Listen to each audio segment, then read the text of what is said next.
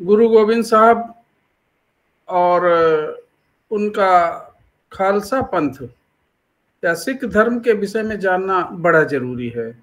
मैंने बड़ी गंभीरता से गुरु गोविंद सिंह के जो पथ है, जो मार्ग है, जो उनका दर्शन है, उसको पढ़ा तो 1699 में 30 मार्च 1699 में आनंदपुर साहब पंजाब में जो है, तो बैसाखी के दिन वहां पे एक बहुत जलसा किया गया। उस जलसे में बड़ी भीड़ इकट्ठा थी। गुरु गोविंद साहब अपने समर्थकों से कुछ अपेक्षा कर रहे थे। उस समय बड़े संघर्ष के दौर से गुजर रहे थे, तो उन्होंने एक बड़े जलसे का आयोजन किया। बहुत बड़ा तंबू सामियाना लगा, उसके पीछे स्टेज बनी थी। गुरु गोविंद सिंह आए और उन्होंने हाथ में एक तलवार ले रखी थी और उस पूरी सभा में ऐलान किया कि मुझे किसी का सर चाहिए। सब लोग बड़े सदमे में आ गए, बड़े सहमे हुए कि ये क्या मांग रहे हैं गुरु।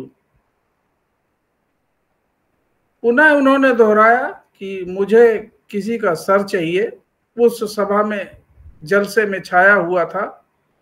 उसमें से सबसे पहले लाहौर के रहने वाले दयाराम खड़े हुए कि मेरा सर हाजिर है हुजूर। उन्होंने बुलाया स्टेज पे। स्टेज के पीछे एक तंबू लगा था, वहां ले गए और तलवार चलने की एक बड़ी तेज आवाज आई और उस पीछे से निकल के तलवार को लहराते हुए, जो खून से सनी हुई थी, उस भीड़ में उन्होंने कहा मुझे एक और सर चाहिए। सब लोगों के दिमाग में कि ये हो क्या रहा है, ये गुरु कर क्या रहे हैं, कि वास्तव में ये सर मांग रहे हैं, ये कोई मजाक नहीं है। उसी भीड़ में से दूसरे हस्तिनापुर के धर्मदास वो खड़े हुए और मेरा सर हाजिर है। उन्हें भी बुलाया, पीछे ले गए। एक खचाक बड़ी तेज आवाज आई और वहां से निकल के गुरु गोविंद सिंह तलवार को लहराते हुए, खून से सनी हुई तलवार को लहराते हुए फिर वही अपील की मुझे एक और सर चाहिए। तब तक तो बड़ा सन्नाटा छाया हुआ था। तीसरे व्यक्ति द्वारका से, जो धोबी समाज से थे, हुकुमचंद हाजिर खड़े हुए कि मेरा सर हाजिर है हुजूर। उन्हें भी बुलाया, उन्हें पीछे ले गए और उसी तरह की आवाज आई और पुनः वे तलवार को लहराते हुए एक और सर की मांग करी। तो चौथे जो आए जगन्नाथपुरी से, पानी पिलाने का काम करने वाले समाज से हिम्मत राव, वो खड़े हुए, वो आए, वही प्रक्रिया दोहराई।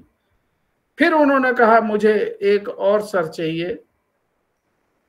तब तक तो बड़ी भीड़ खड़ी हो गई और कर्नाटका से नाई समाज से साहब चंद वहां पर गए और वही प्रक्रिया दोहराई। पूरा सन्नाटा सभा में छाया हुआ था, पीछे ले गए। थोड़ी देर के बाद उन पांचों को माला पहना के और स्टेज पे गुरु गोविंद सिंह ने हाजिर कर दिया। पूरा पंडाल बोले सो निहाल सत श्री अकाल के नारों से गूंज उठा। ये घटना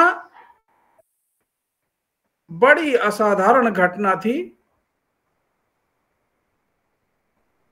इसे सिख पंथ में खांदे दा पाहुल, अमृत चखना, अमृत पानी चखना कहा गया। सिख पंथ को खालसा पंथ के नाम से कहा गया।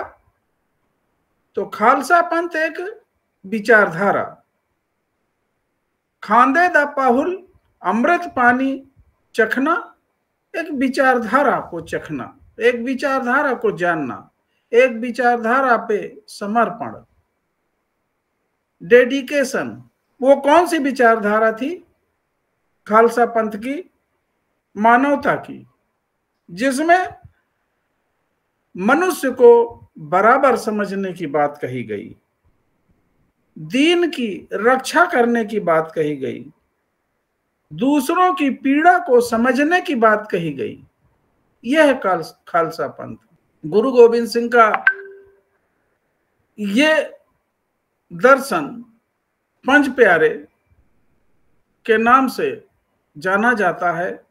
ये कहानी नहीं है दोस्तों, ये एक संगठन की शक्ति, संगठन के प्रति समर्पण। कोई भी संगठन तभी काम कर सकता है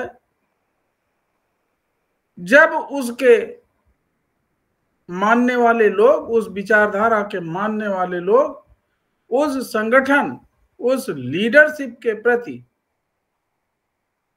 उनका समर्पण, उनका डेडिकेशन, उनका डिसिप्लिन जब तक नहीं होगा तब तक वो पंथ, वो संगठन आगे नहीं बढ़ सकता।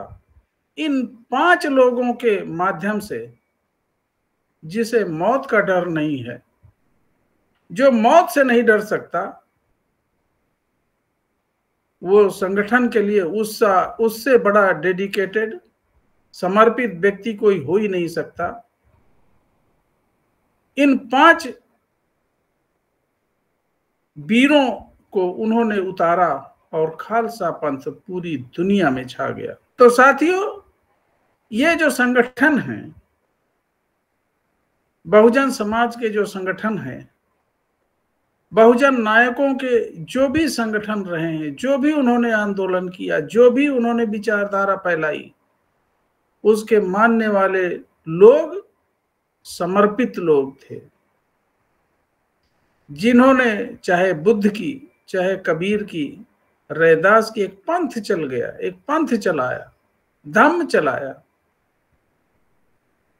उन डेडिकेटेड लोगों ने, उन समर्पित लोगों ने, अनुशासित लोगों ने, विचारधारा के परिपक्व लोगों ने पूरी दुनिया में इस मानवता की विचारधारा को, बराबरी की विचारधारा को फैलाया।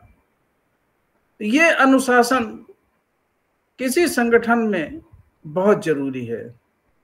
कोई अपनी मर्जी से, कोई अपने विचार से किसी संगठन में ज्यादा नहीं चल सकता। गुरु गोविंद सिंह का कहना था कि चिड़ियन ते मैं बाज लड़ाऊं, 1.25 लाख से एक लड़ाऊं, तब गुरु गोविंद सिंह नाम कहूं। ये जो पंच प्यारे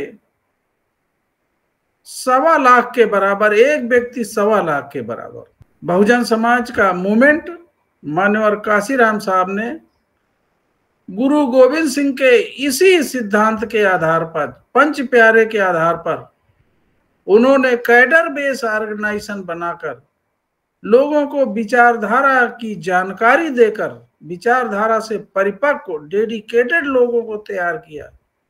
वे लोग 1.25 लाख के बराबर इस विचारधारा की लड़ाई में कूद पड़े और बाबा साहब या बहुजन नायकों की विचारधारा को धरती जमीन पर उतारा।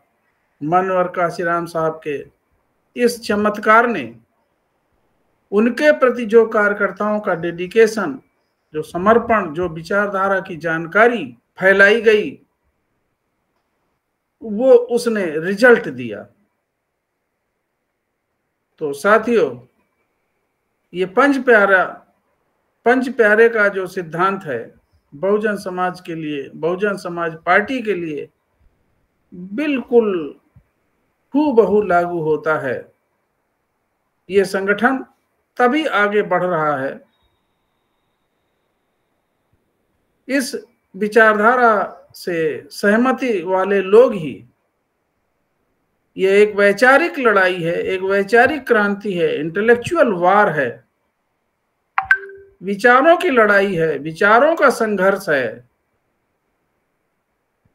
जिसके द्वारा गैर बराबरी, विषमता, रूढ़िवाद, अंधविश्वास को समाप्त किया जा सकता है। जितना अधिक ये विचारधारा बढ़ेगी, अंबेडकरवाद एक विचारधारा है, ये विचारधारा इन पंच प्यारों, इन अंबेडकरवादियों जो सही अर्थ में विचारधारा को जानते हैं, वे जितना अधिक फैलाएंगे उतना अधिक ब्राह्मणवाद, मनुवाद मरता चला जाएगा, जमींदोज होता चला जाएगा।